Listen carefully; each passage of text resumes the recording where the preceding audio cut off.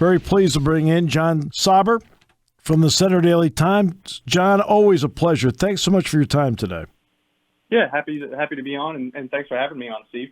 All right. I want to start with Live for Life. That's coming up tomorrow.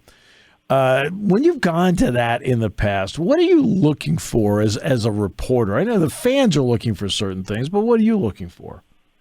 Yeah, it's a combination of things, right? It's kind of our first chance to see sort of who has matured physically, right, at this point. And you can really get a chance to see some offensive linemen that have maybe bulked up or managed to sort of change their body and what it looks like. And you're usually getting that chance for the first time in a while to see, who is taking that step physically and that sort of maturity that comes with that. And the other thing is, we're talking to some guys, talking to Parker Washington, scheduled to talk to Parker Washington, Landon Tangwall, other guys. So you're looking to gauge where guys are at, get the sort of, I hate to say it like this, but sort of like the vibe for the season, where the team feels, where they're at mentally, because it can be tough coming off the season like last season. And you kind of want to see how things have shifted heading into this year, and sort of if the page has been turned mentally, or if there's a sort of using that as motivation, using last year's motivation aspect to it. Do you feel this team has a chance to turn that page? I think so. I think it should be better than 7-6. Right. I think from that standpoint, they can turn the page. But I also think in some sense you want to harbor it a little bit and think about, what last year felt like for the guys that sort of really clung to that and didn't like that feeling, and, as motivation to get better and to make sure it doesn't happen again. Everyone's motivated in different ways. I think that, the sort of downturn the team took last season can be a motivator this year for guys. But yeah, I think they can turn the page. I think they should be better than they were last year. The record should indicate that anyways. But at the end of the day, this is a tough schedule. This is going to be a grind, and it's going to be a grind early. So the page does have to be turned here quickly. You can use it as motivation in the offseason, but once you get to West Lafayette on that Thursday in September, you have to be ready to go, because things are starting fast for Penn State this year. It is an interesting mix on this team where they have, I believe, 9 seniors or redshirt seniors total among the 85 scholarship players, just 9. But it's not an inexperienced team either. How do you view that? Yeah, I think it's interesting because eligibility is tough now, right? Like, it's tough to even tell what year certain guys are, just because the COVID year is, backed everyone up a little bit. And there are guys that we would thought be there for another year that are, Sean Clifford being one of those guys, right? Like, he's back for his 6th year because of the COVID year. But I do think this is a veteran team at certain spots, right? Quarterback being the most obvious one, the offensive line being another, and at center and at right tackle. Of course, getting guys like Hunter Norzad and Mitchell Tinsley offensively will help with that sort of veteran leadership, even if those guys haven't been at Penn State their entire careers, and this is their first year there. But I do think it is a veteran team offensively at the very top. But there is reason to believe in the upside of the youth, and like you said, having those limited number of redshirt seniors allows you to look at guys who should be back for another year next year, or could be back for another year next year, I should say. Someone like Olu Fashanu, who should come in and contribute pretty quickly at left tackle after being on campus for a few years and backing up Rasheed Walker. And obviously he plays in the Outback Bowl and looks really good doing it. Mm-hmm. He's someone that could be, he's relatively young, but, there's a chance for a massive step forward. So there are these young guys who are kind of ready to take that step that, while they don't have the top end veteran leadership at every position, they have a good mix of guys who've been at Penn State a while, right? Like, they've been there 2 or 3 or 4 years that maybe aren't seniors yet because they've redshirted because of the COVID year, but have experience. So it may not be an old team, but I do think it is an experienced team more than you would usually look at, given the sort of the age and the class of guys. John, it'll be 1 year on Friday of name, image, and likeness. Now, we always hear about the mega deals or the transfer deals, but the vast majority of them are what we would think they would be. How do you think it's working right now? I think it's been a mixed bag. I think especially in Pennsylvania, I think, the legislation, the actual legislation getting out in front of it helped, but at some point it can be restrictive when you look at other states and how I don't want to call it a free-for-all, but there's more leeway in getting these deals and what guys can do with these deals.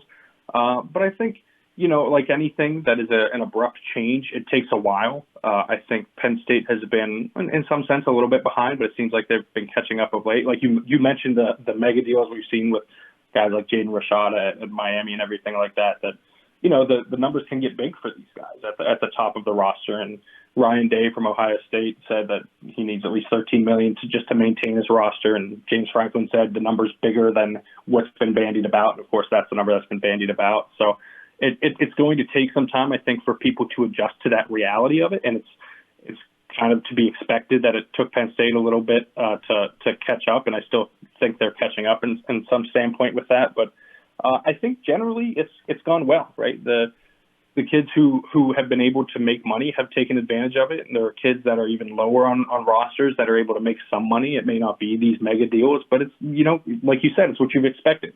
There are guys getting smaller deals that are helping them out, that helps their families out. And I think at the end of the day, that's for the better. And then against that backdrop, you have a day like tomorrow coming up where the players are going to spend their time giving back. How important is it, John, that we never forget that the vast majority of you guys feel this way and it's not about mega deals? Yeah, I think it is important, that even looking at something like what Sean Clifford's doing with Limitless, yes, it's obviously a very different kind of giving back, but he's trying to help the sort of next generation of player be in a position to do this.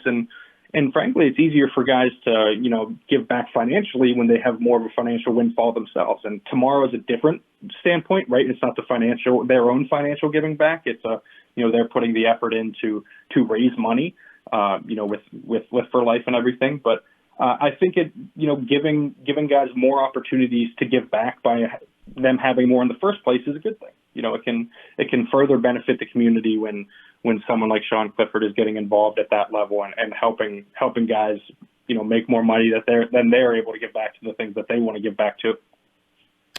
All right. The other part, of course, is the transfer portal. This is something, John, because you cover college basketball as well.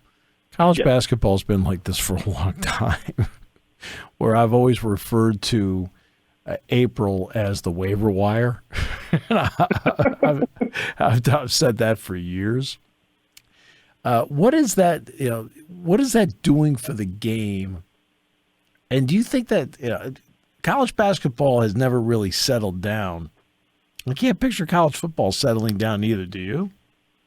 No, I think this is sort of the new reality of it, and I think it is. It's definitely added some excitement to the off season. I think, right, from whether you're covering the team or you're a fan of a team, there are more avenues to improve your roster when you look at it that way.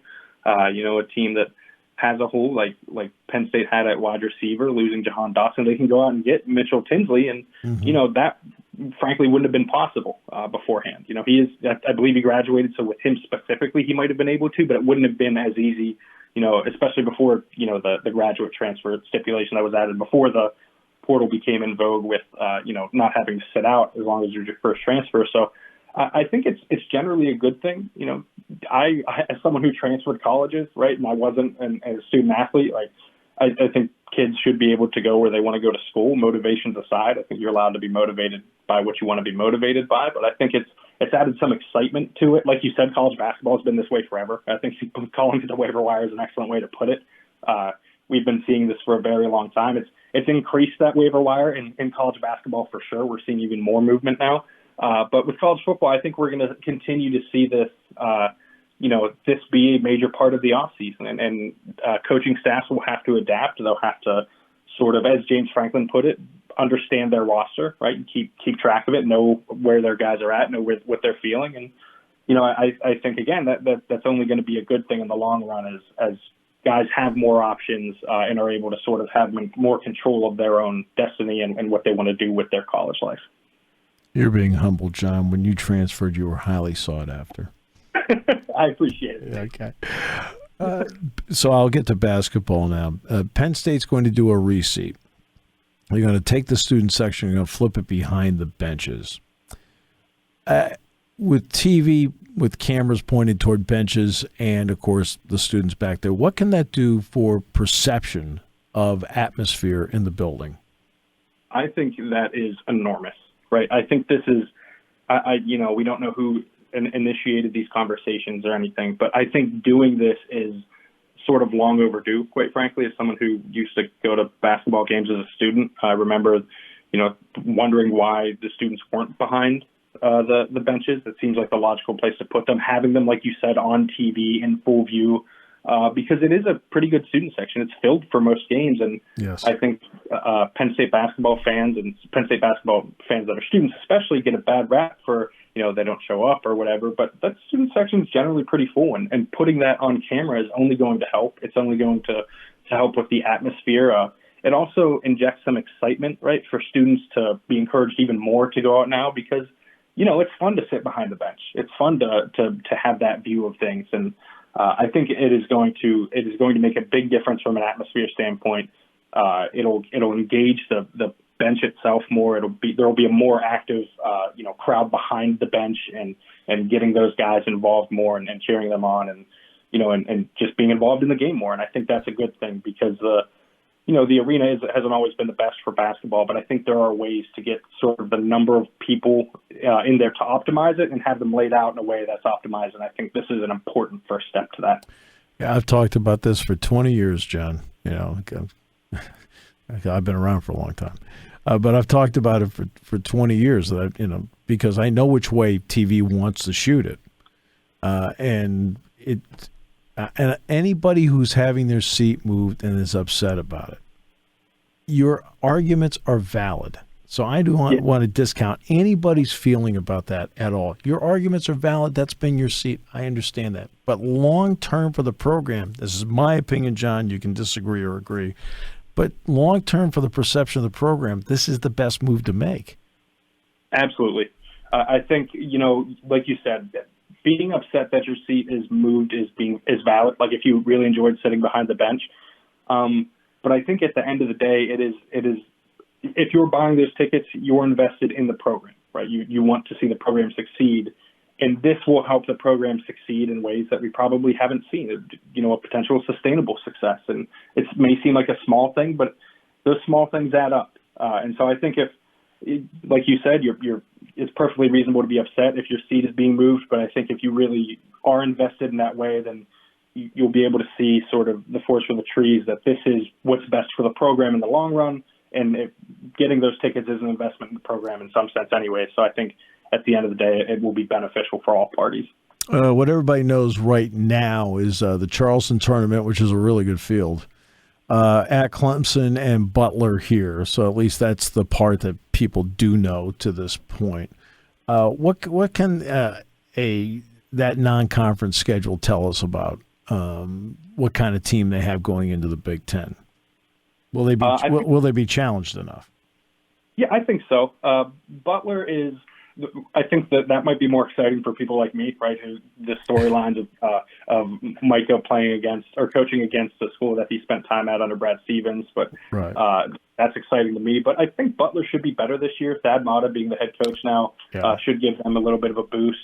Like you said, Charleston is going to be a strong field and is going to give us more data points, but I don't know if it will tell us as much as we want to know about the team heading into Big Ten play, but I think it will tell us enough to sort of see where they need to improve, right? Like that early part of the schedule is a good time to find out what the team is and how it can improve and kind of what it needs to lean into and become sort of its MO, right?